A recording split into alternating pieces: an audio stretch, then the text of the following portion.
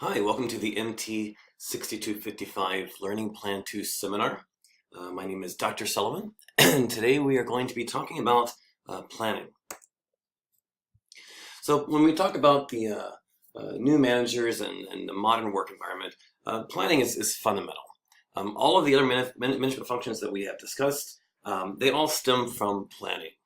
And that's why, in a sense, it's the foundation. It's with improper planning, all of the other functions will be less effective, less productive, and could potentially fail. So, how do you plan for an undefined future?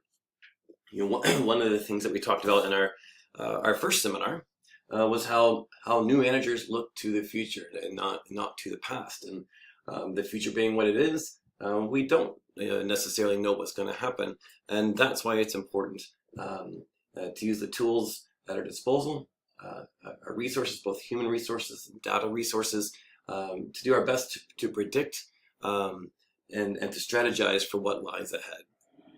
No plan is perfect. However, without a plan, without goals, organizations flounder. So an imperfect plan is better than no plan at all. So what is a goal and what is a plan? A goal is a desired future state that the organization attempts to realize. The goal, and for managers, this is where we want the organization to be, the state that we want the organization to be in the future. In order to achieve that, we have the plan. And the plan is the blueprint for goal achievement and specifies the necessary resource allocations, schedules, tasks, and other actions. And the goal and the plan together, this is what we refer to as planning. There are several levels of goals and plans. At the very top, we have our mission statement. This is the goal for the entire organization. It is in everything that the organization does. It is the end to which everything the organization does goes to, and it informs everything else. That's our top level of goals. Then we have the strategic goals and plans. These are typically put together by senior management, and they apply to the organization as a whole. So this is where we're taking the entire organization in the future. These are plans we have for the entire company. Below that, we have tactical goals and plans. These are put together by middle management, and these goals and plans affect major divisions and/or functions. So, this is the plan we have for the accounting department headed into the second quarter of the year. And then finally, we have operational goals and plans. These are assembled by lower management, and they apply to departments and to individuals. This can at this level. Plans can go all the way down to this is the review plan we have for this particular employee. This is where we like to see your results at next term or next year, etc. Here we can see the organizational planning process. The first step is to develop the plan. In this step, we're defining the mission. We're defining the vision. What vision does top management have for the future of the company, and then based on that, we're setting goals. How do we where do we want to end up in this future state as a company? The second step is to translate the plan. So we're going to take those goals, we're going to take that vision, and we're going to define tactical plans and objectives. So how specifically do we get there? We're going to develop a strategy map. We're going to define contingency plans and scenarios. What happens if we don't reach all of our goals, and then we're going to identify intelligence teams. The next step is plan operations. Here we're defining operational goals and plans. We're selecting measures and targets. We want to hit 5% sales growth by the third term of next year, that sort of thing. We're setting stretch goals. As we meet goals, we increase them just a little bit to continue growing as an organization. And then the final part of plan operations is crisis planning. And then in step 4, we execute the plan. We're going to use management by objectives. We're going to use performance dashboards, all the data that we're collecting We're going to be looking to see if we're hitting targets, if we're getting the measurements that are going to keep us on track.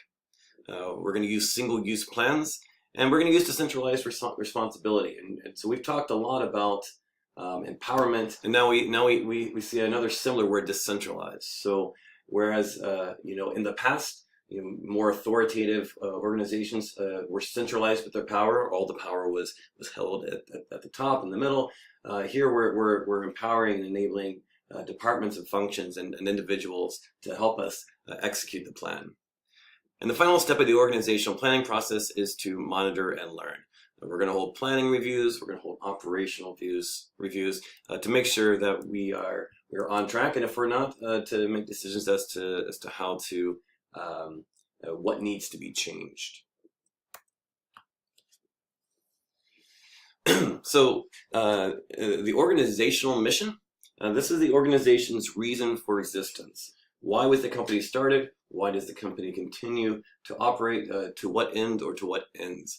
And that mission will define everything that is done at the company. Strategic goals are official goals. These are broad statements describing the organization's future. So this is where we want to be in the future. The strategic plans, these define the action steps the company will take. In order to get to that future state that we desire as our goal for the organization, we're going to do these 4 things, or these 5 things, take these steps to get there. And goals should be aligned using a strategy map. And here we can see an example of a strategy map. Here we can see how all of the goals that the company has and 4 of the major areas feed into each other to build up to accomplishing the mission. As we can see in the bottom row, the company has several learning and growth goals. They want to promote employee development, enable continuous learning, and cultivate a culture of innovation. And if they're able to accomplish those goals, that will help the internal business process employees to build good relationships with suppliers and partners, to improve cost and quality, and to excel at innovative product development. This will in turn inform and help the customer service employees to build and maintain good customer relationships, be leaders in quality and reliability, and to provide innovative solutions to customer needs. And all of these lead to the company's financial performance goals and help the organization increase revenues, increase productivity and efficiency, and increase revenues in new markets and products. So at the end, if all of these goals are met, they feed into each other, the mission is accomplished, and the organization is able to create optimal value. So when we talk about operational planning, we're talking about directing employees and resources.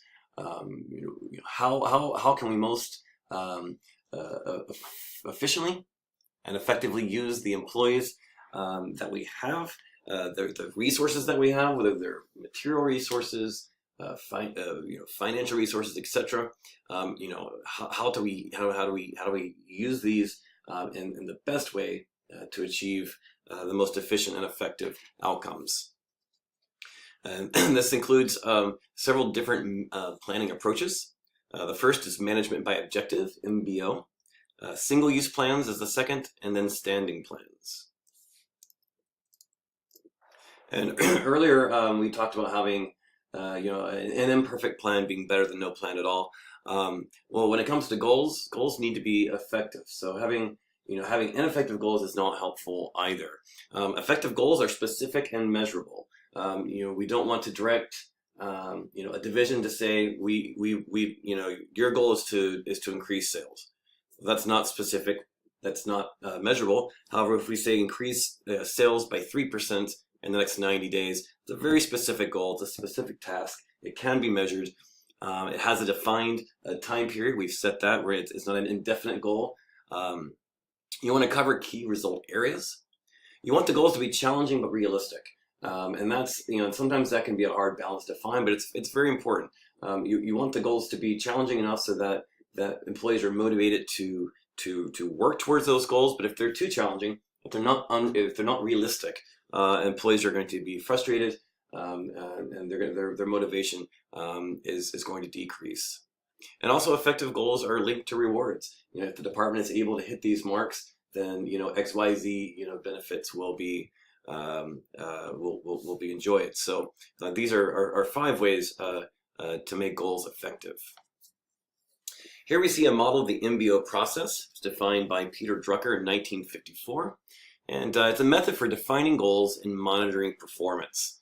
So with the MBO process, the management by objective, we start by setting goals. We set corporate strategic goals, we set department goals, and then within the departments, we set individual goals. The second step is to develop action plans. And once we have implemented those action plans, they've been in place, we'll review the progress. And if corrective action is needed, then we go back to the action plans. What do we need to change about the action plans in order to reach the objectives? If no corrective action is needed, then we go to appraising performance, and that leads us back. So this is the process of managing by objective. So, several benefits for MBO. One benefit is that it focuses manager and employee efforts on activities that will lead to goal attainment. So we are working on specific objectives to be accomplished.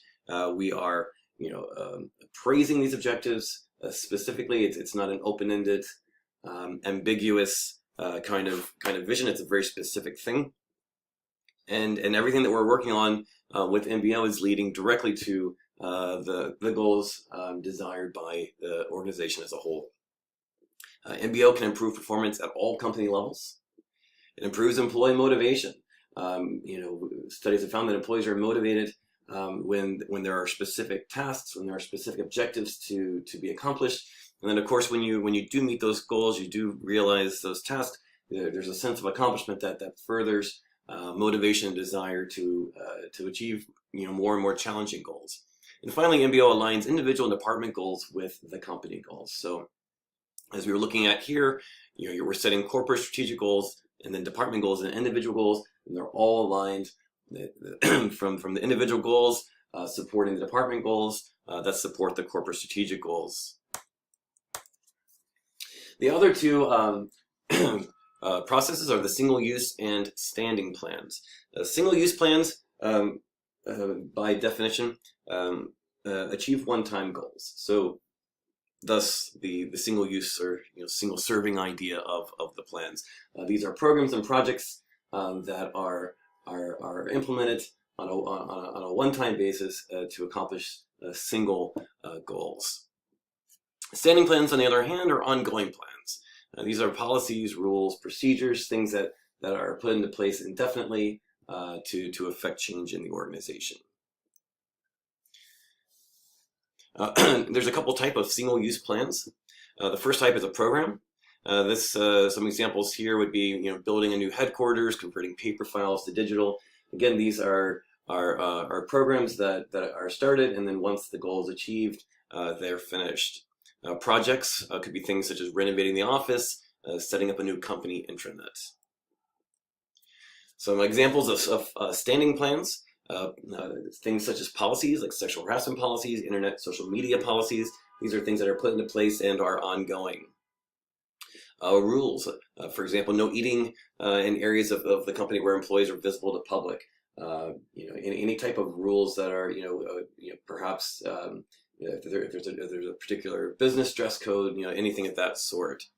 And then another type of a standing plan is a procedure. Some examples: procedures for issuing refunds, procedures for handling employee grievances. Again, these are all types of standing plans that are put into place and definitely work towards change in the organization. And here we can see some major types of each of these types of plans and some examples of those, and these can also be found in the text.